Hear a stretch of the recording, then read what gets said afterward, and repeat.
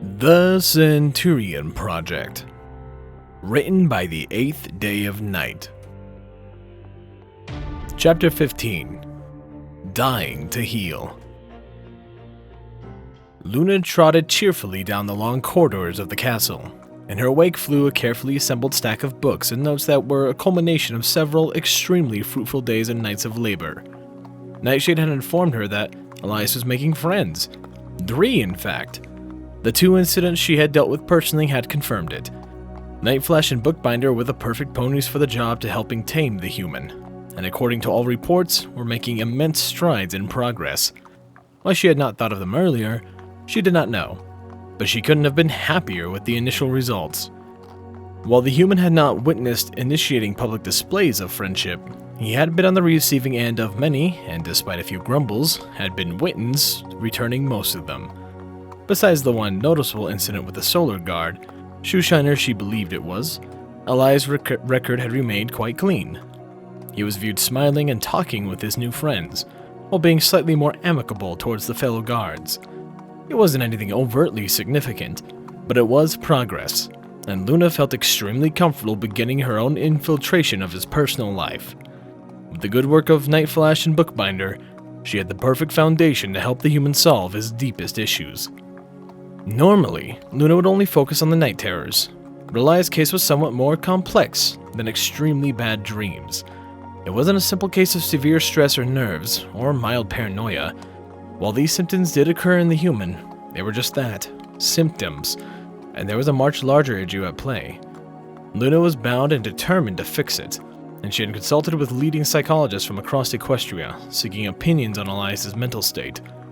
Even with the limited records they had of his history, many of the ponies had jumped on the opportunity to study such an extreme mental case, especially that of a new species. Each and every one thought they would find some creature locked in a padded cell, but they were all left in a state of shock when they led them to the scrying room, from which they watched Elias function almost like a regular pony. Due to her nigh continuous want of the human, she had quickly picked up on many small things, and it didn't take any mind of the doctors long to figure out the human out either. His large-scale panic attacks were few and far between, but if one knew what to look for as she did, they could very clearly see a man running on fumes. He kept an excellent public face that rarely slipped, but sometimes he would reveal himself, particularly through his eyes. Luna loved watching those blue eyes, but she hated them when she saw panic or fear or anger in them. His eyes were always moving, rarely watching one thing at a time. Only when his friends were physically close, particularly when Flash would try to sneak a hug in, would she see true relaxation in his eyes. Though he outwardly hid it, Luna could tell clearly that he greatly enjoyed the physical affections of her night guards. While she was the expert on Elias' behavior, she was not the expert on mental states. No matter how much she studied, each evening with her night court hit a lull. She would visit the scrying room, joining the psychologists as they studied the motions of the human, making notes as they wrote down every little aspect of Elias' behavior. After nearly a month of study, they had reached a conclusion.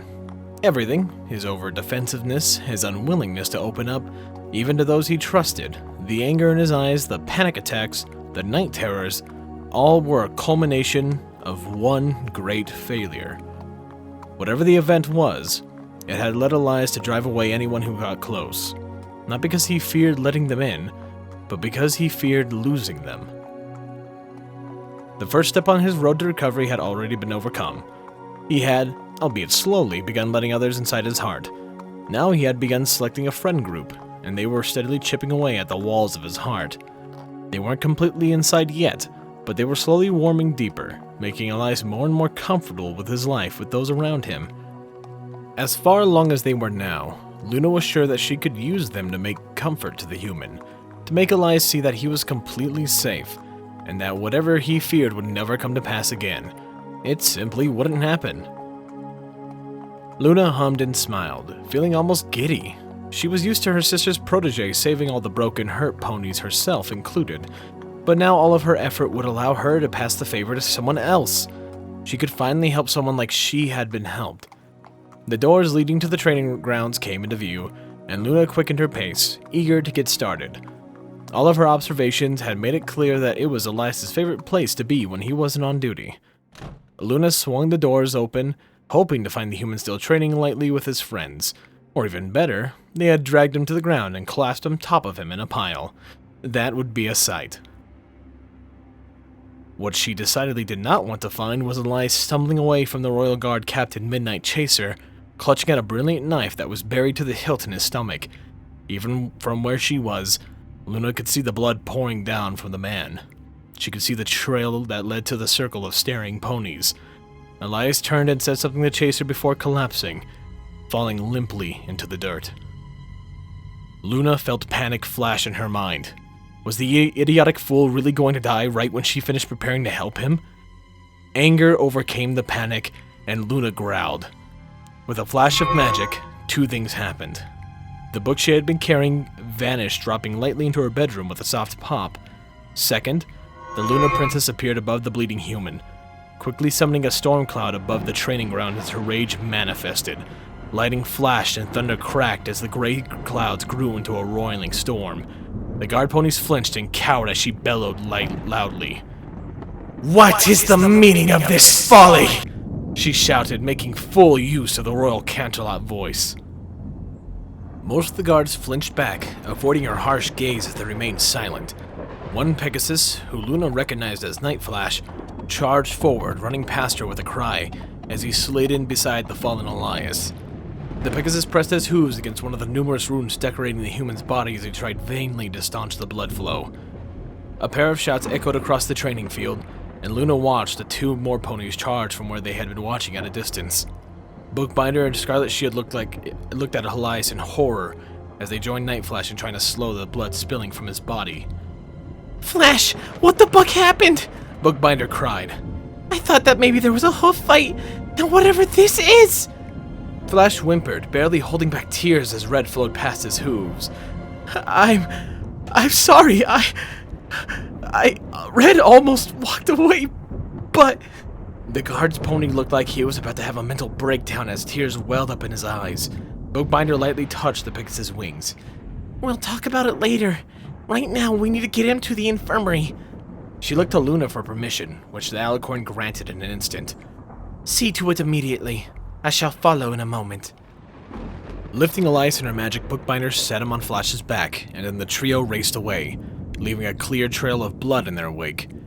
Luna coyly looked back at her still frozen guards, with her eyes falling squarely on the Royal Guard captain that stood at their center. She hoped that he could barely see the contained anger in her eyes. He didn't even seem to notice her, however. He was still staring in open-mouthed shock at the long lines of blood that stained the dirt of the training grounds. Luna snorted in disgust and disappointment. She looked at the guards around him, her mouth set in a hard frown. "Anyone who bore witness to the inciting actions leading up to this event shall submit a detailed report under a truth spell. Anyone caught attempting to lie on said report will be evicted from the guard and will be put on a permanent watch list. I expect these reports submitted by midnight tonight." She looked with distaste and more than a little discomfort at the blood on the ground. "Clean this mess up. Scrub the grounds clean with bleach if you must. It will be a suitable punishment for standing by and watching a fellow guard collapse in a pool of his own blood." A few of the guards flinched and even more looked away in shame. Luna walked forward, grabbing hold of Midnight Chaser in her magic, dragging him so that they were nose to nose. The pony finally looked at her, though the horror never left his eyes. "As for you, Captain, you will wait in the throne room, at attention, in silence until I arrive. I have half a mind to throw you from the mountain to test your current flight capabilities," she growled, pointedly looking down at his marred wing. "But as a princess, that would reflect poorly on me. You should know better than to pick fights with another guard, however antagonistic they may be. I shall be checking your report very clearly." Chaser nodded dumbly, and Luna dropped the pony. She noted the bloody injuries that he sported and sighed eternally. He looked like he had just been on the receiving end of a mauling by a manticore. She couldn't let two of her guards bleed to death, now could she? She picked out the first pony that made eye contact with her, a Pegasus with a pink mane. "Royal Guard Lucky Swing. See the captain's injuries. Bandages only. No numbing spells. No magic healing. He can stew with his glory wounds for a bit." Lucky Swing nodded and saluted before laying a hoof on Chaser's shoulders. Come on, Cap. Let's get you checked up, she said in her calm voice. Satisfied that the situation would soon be remedied, Luna strode quickly to the doors leading into the castle. Even if she had no idea where the infirmary was, the trail of blood was clear and easy to follow. As she rushed inside, she saw several members of the cleaning staff staring at the red line that skated across the carpets. Luna would have to apologize to them again. With the arrival of Elias, this sort of bloody incident was happening more often, and as a result, the carpets were being cleaned much more frequently. It put strain on the castle staff, who had spent hours scrubbing and magically removing the red stains. For some reason, the human's blood carried a nasty tendency to stain anything it touched, and the normal magical methods of removing it proved somewhat ineffective, short of replacing the entire carpet. Luna had pressed that the servants find an alternative way to remove it, and while they had succeeded in doing so, it was a long and arduous process that involved a great deal of lemon juice and soap. Maybe we should move the infirmary closer to the training field, Luna thought to herself as she trotted past another stunned maid. The trail of blood seemed to diminish as she approached the infirmary, and Luna knew that was a good sign when she heard loud yelling come from behind the closed doors. She pushed them open with her magic, and Luna felt a small smile creep on her face as she bore the sight. Elias had looked like he had been mauled by a manticore, but the human seemed awake and alert. His armor lay stacked in the bloody pile at the corner. Scarlet Shield had a ragged hoof and was doing his best to wipe away the blood staining the blue steel. Elias's chest lay bare, with heavy white bandages wrapped around his midsection. Luna could see the blood peeking through the bandages, but in truth, it didn't look that bad. That couldn't be said for the other parts of his body. Half of Elias's face had swollen up, sitting one of eyes shut. A thick white bandage covered his eyebrow, and Luna could see the bandage wrapped partially around his head. The other eye was focused on a pair of ponies who seemed to be trading off who was yelling at the man, and who was treating his wounds. The one yelling currently was Scalpel, while Bookbinder just glared at the human while wrapping a bandage firmly around the cut on his leg. I mean, really, Elias, do you have an actual death wish, or do you just get hit in the head recently? Because if it isn't either of those, I have no idea. What is the matter with you? What part of getting your nose broken said to you, you know what would be a good idea? Picking a fight with the captain of the Royal Bucking Guard! Elias opened his mouth to respond, but all that escaped was a grunt as Bookbinder tightened the bandage aggressively. He glared at the unicorn, who glared back even more fiercely. Don't give me that look. You're more than welcome to do this yourself. The human lifted his right hand and gave Bookbinder and Luna imagined was an obscene gesture. She had limited exposure to the fingered species since her return, so in truth, the gesture could mean anything. When the human didn't reach out down, however, something she fully expected given his usual stubborn mentality, Luna quickly looked to see if he had sustained a major injury to his arms, preventing any motion. What she saw almost made her laugh. Night Flash was doing his best impression of a stuffed animal as he snuggled tightly around Elias's arm. Pegasus was smiling cheerfully now, a far cry from the near breakdown she had seen only a few minutes ago. His grip seemed like a vice, and any twitch of the arm saw the Pegasus cling tighter as he prevented movement. Luna had no doubt that Elias had the strength to push the Pegasus away, but she knew that the glances the man would occasionally put towards the pony that he wouldn't do that likely ever. Tying the bandage off, Bookbinder got to her feet and Scalpel made his way to the bedside as he began wrapping a nasty-looking cut on Elias's neck. The wound had already been cleaned, and even from the entrance of the infirmary, Luna could see that it had already received some magical healing, as it bled no longer. Still, it ran the length of his neck in a bright red line. Bookbinder growled loudly. And why exactly did you stop walking away? Night Flash was right beside you, and you were coming back towards Scarlet and I, but then you stopped and whipped around. Why? Elias growled softly. He opened his mouth to respond, but Scalpel put a hoof over his mouth. No talking. I need you still while I wrap this. Scalpel gently tilted Elias's head to the left, which had the effect of making Elias grimace, while making Night Flash coo softly as the human's chin ended up on his back. The Pegasus nuzzled Elias's cheek and sighed contently. The motion also brought the human's eye to the infirmary doors, where Luna was still standing silently, watching the whole affair with amusement. Elias tried to not nudge Scalpel, but the unicorn ignored him. When he opened his mouth to speak again, Scalpel covered it with a hoof once more. I said no talking. You can explain yourself when we're through with you. Elias issued another low growl. He grabbed Scalpel's jaw and then forced his head to turn where Luna was standing. The unicorn let out a squeak of surprise, then Elias released him. Scalpel quickly finished wrapping Elias's neck wound as Luna walked through the infirmary towards the human's bed. Bookbinder's tail flicked back and forth as she looked at Luna, and though Luna saw anger there, she could tell it wasn't directed at her. Scarlet Shield set down his rag and fell in beside the unicorn, and the two saluted sharply. Luna waved them down as she smiled at the third guard, who seemed to either be willfully ignoring her presence or dead asleep. Bookbinder followed her eyes and she gently nudged Nightflash. The Pegasus only curled tighter around Elias's arm. Bookbinder smiled and looked to Luna. Sorry, Princess. He's been like this since Elias woke up. For some reason, he blames himself for what happened rather than the actual guilty party, she said, shooting a glare at Elias. He grunted. Don't look at me. I told him the same thing. It's not my fault he won't listen. Nightflash nuzzled his neck. Shh, Red. I know it isn't your fault. You were just doing what you thought was right.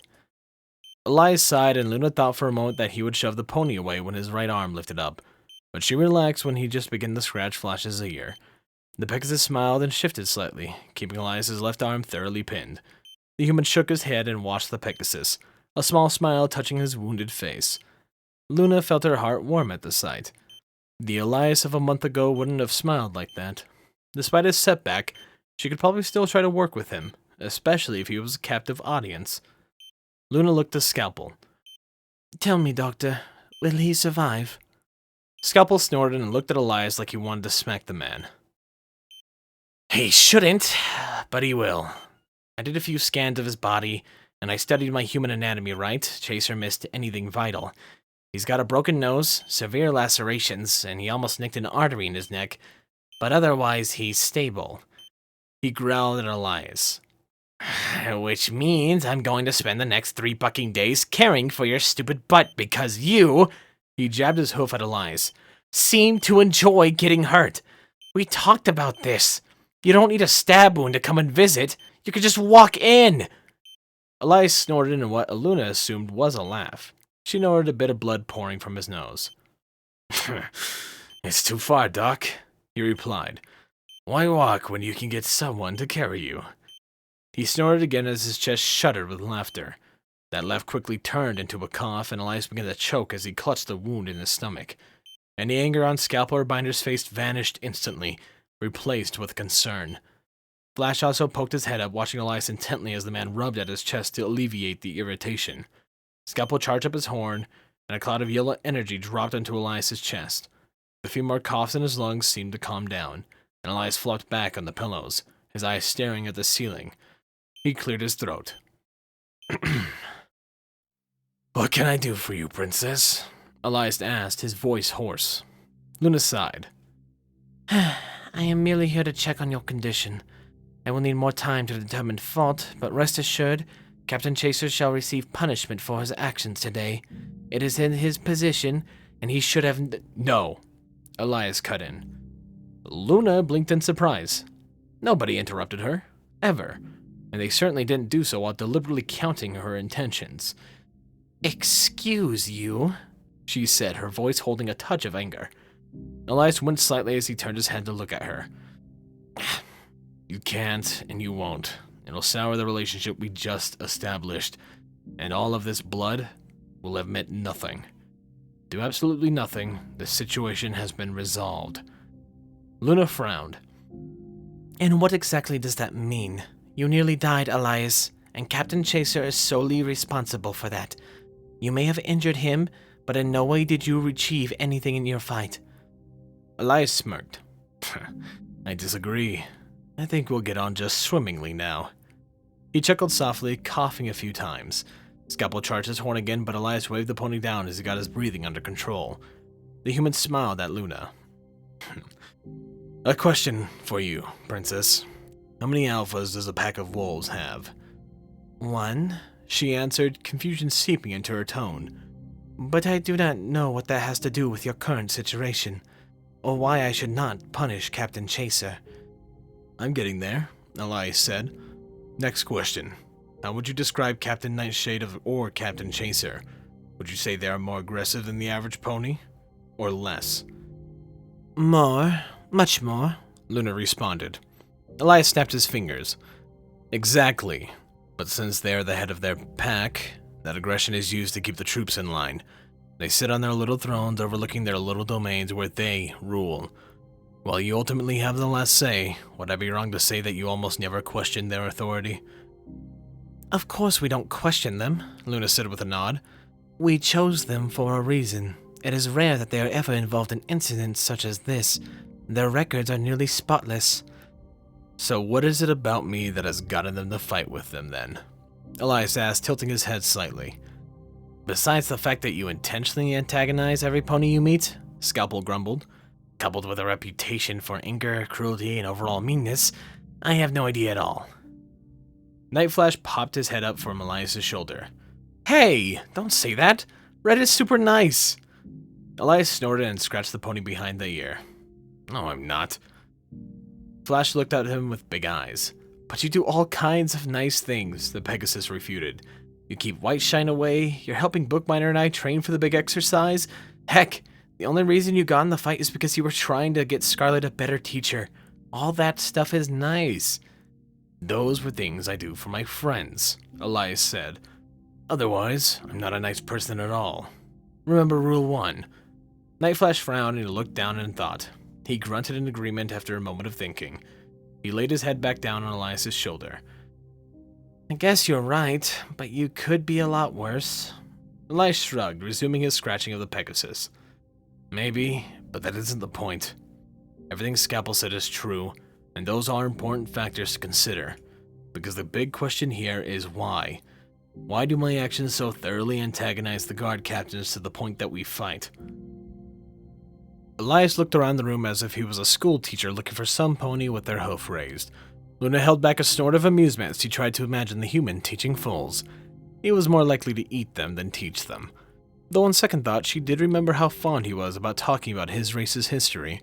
Perhaps she could picture it, though in all likelihood, it would end with the human giving all the children wooden swords to attack each other with. She smiled at the thought of 30 Colton fillies running around the classroom causing pandemonium, while Elias watched them fight with pride. He'd probably even give them fighting tips. Because I'm a challenger to their positions, Elias continued with nobody answered. The alphas of each guard group are facing down an outsider who is every bit as aggressive and capable to lead as them, and they see me as a threat, a lone wolf challenging the established order. Give it enough time, I'm sure Captain Armor and I will fight each other as well. He rubbed his neck slightly. Though, I hope I actually win that fight, Elias grumbled. So, what you're saying is that both Captain Chaser and Captain Nightshade provoked fights with you because you thought they would steal their jobs? Bookbinder asked in disbelief. That sounds a bit crazy, don't you think? I mean, if that's the case, why haven't you gotten in a fight with Princess Luna or Princess Celestia? Elias shrugged. Probably because that's a different fight altogether. While maybe not as strong as a fighter, I have the capabilities and experience to be a small-scale leader like Captain Chaser or Captain Nightshade. This was seen as a threat by them. Elias blew air through his teeth. If they had bothered to ask, they would have found that there was nothing to worry about, because this lone wolf tried being the pack alpha once, and he will not do so again. He looked up at the ceiling. As for why the princesses and I haven't come to blows, it's probably because they have likely seen this whole song and dance before. If all the stories I have read are true, they are centuries old, and whatever little mortals like myself to do is beneath them on a grand scale. I am no more of a threat to them than I am a match that is to an ocean. Elias looked to Luna, which brings us full circle. This fight was an alpha defending his pack. Whatever the situation was that provoked it, the fight was going to happen at some point. Whether today or in 2 years, it was bound to occur. He smiled widely. And I like to think I came out pretty well, if I do say so myself. Bookbinder sighed and face-huffed. If you weren't in a hospital right now, I would smack you upside the head, Elias. Elias didn't look away from Luna. But that's why you can't punish Chaser. Because if you do, you show the pack that the Royal Guards that you support an upstart lone wolf rather than the pack leader. He was doing the right thing, even if he was completely wrong and an utter ass about it. If you punish him, the pack is going to get nasty, and you better believe me that this bed is going to see a whole lot more of me. He spread his hands wide. But if this goes with a little slap on the wrist, then this whole thing goes away. We shared a moment of respect, so as far as I see it, we're done. Just like Captain Nightshade and I. Give him something small, like cleaning toilets for a week, that will establish your authority as his alpha, while also letting him know that you understand why he did what he did. Luna took his explanation apart piece by piece in her mind, and she felt a little more frustrated than when she realized that he was absolutely right. By giving Chaser severe punishment like he deserved, say throwing him in a cell, then the Royal Guard would come after Elias for revenge. The last thing she needed was for more ponies in the hospital, or keepers forbid, dead ponies. She also didn't want to wake up one evening to find a dead human in a gutter. She had to put so much work into finding a solution to Elias's mental issues, and she would see it to fruition. She sighed and shook her head. Fine, Elias. I shall give him only a light punishment. Elias nodded once and laid back, letting out a breath of air as he relaxed slightly. That's all I ask, Princess. Luna stared at the human for a moment before saying, You are quite the creature, Elias. You are wise far beyond your extremely young age. What is your secret? Elias snorted. Experience. That whole alpha versus lone wolf speech, it isn't the first time I've been within an inch of my life by someone I should have complete trust in. Elias' mood darkened significantly. I've challenged more than one alpha in my life, and it was even worse then. Tristan made these wounds look like child's play. Luna cocked her head. Tristan? Who is Tristan?